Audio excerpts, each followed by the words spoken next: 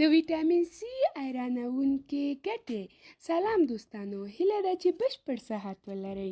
نننۍ موضوع مو د ویټامین سي حیرانوونکې ګټې په اړه ده.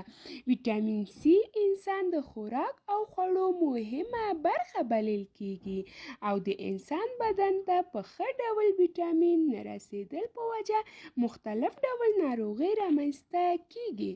په فرانسه کې په یو نوي ترسره شوي تحقیقات کې ویل شوي دي چې ویټامین سي استعمال انسان له فلج او شل کېدو له ناروغیو ژغوري.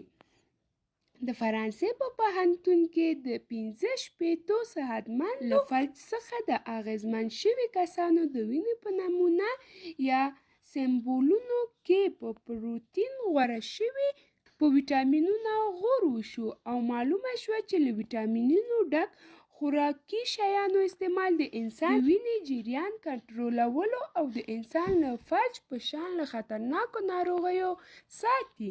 له دې سربیره ویټامین ګڼې نورې ګټې هم لري. 1. ویټامین سي ستاسو پوست، چرګ او ګونځې مخه نیسي. 2. ویټامین سي د بدن دفاعي سیستم تقویه کوي.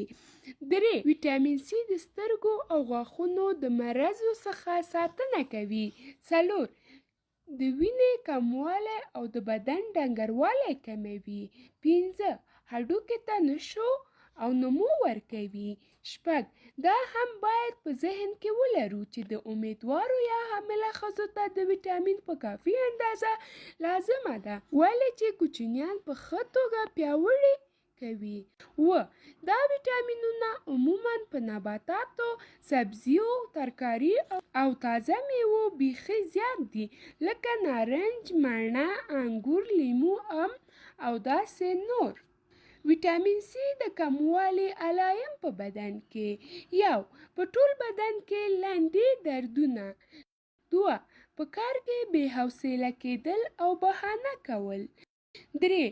د خولې او وریو زخمونه او د غاښونو وریو څخه د وینې بهېدل. 4.